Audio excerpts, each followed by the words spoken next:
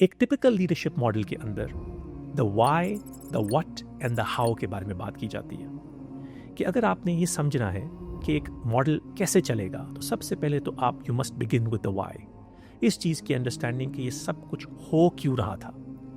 हमारे पैगंबर जिस वक़्त दुनिया में तशरीफ़ लाए उस वक़्त क्या इन्वायरमेंट क्रिएट हो चुकी थी।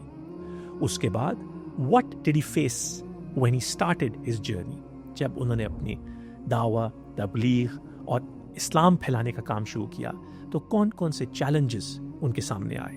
क्वालिटीज़ हैं हमारे पैगंबर की जो कि उन्होंने अप्लाई की, जैसे कि participative leadership, servant leadership, emotional intelligence, decision making, strategic thinking. वो बहुत सारे एट्रीब्यूट्स जो कि हमें उनकी सीरा में क्लियरली नज़र आते हैं। और जो हिजरा के 10 साल है, जो जिसको हम पोस्ट हिजरा टाइम कहते हैं, 622 रोमन कैलेंडर के मुताबिक या हिजरा के पहले 10 साल, उस 10 सालों में कौन कौन से वो कैरेक्टरिस्टिक्स हैं जो हमारे पैगंबर के हमें नज़र आते हैं, जिस पर हमें फोकस करना चाहिए।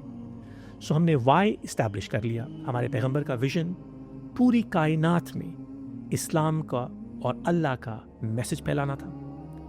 और ये हमें तब भी ये बात क्लियर होती है जब हम देखते हैं कि बहुत सारे लोग उस वक़्त तक मोनोथियस्टिक लोग ही थे, यानी हिजाज के एरिया में बहुत सारे मुशरिकीन तो पाए जाते थे, बट उनके साथ साथ यहूद और नसारा यानी ज्यूज़ और क्रिश्चियंस भी उस एनवायरनमेंट में पाए जाते थे। इसका मतलब ये कि हमारे पैगंबर का मैसेज सिर्फ मुशरिकीन पर फोकस नहीं था, बल्कि यहूद और नसारा, ज्यूज़ और क्रिश्चियंस पे भी फोकस था।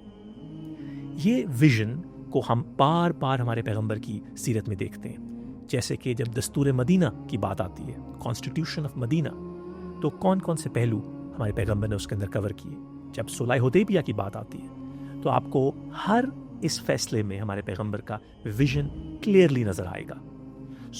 हमारे पैगंबर ने भी begin with the and in mind या एक स्ट्रेटेजिक थिंकिंग को अपनाते हुए नॉट ओनली मुशरिकीन के दिल बदले बल्कि यहूद और नसारा के दिल भी बदले, जिसकी हमें प्रूफ ये नज़र आता है कि जब हमारे पैगंबर ने यथरिब यानी आजकल का मदीना मुनव्वरा में हिजरत की तो गालिबन 200 लोग उनके साथ आए और हिस्ट्री कहती है कि 200 से 300 लोगों ने उनका वेलकम किया। ये 400-500 लोगों की एक उम्मत अगले 10 साल में 1 लाख लोगों से भी आगे कैसे बढ़ती है।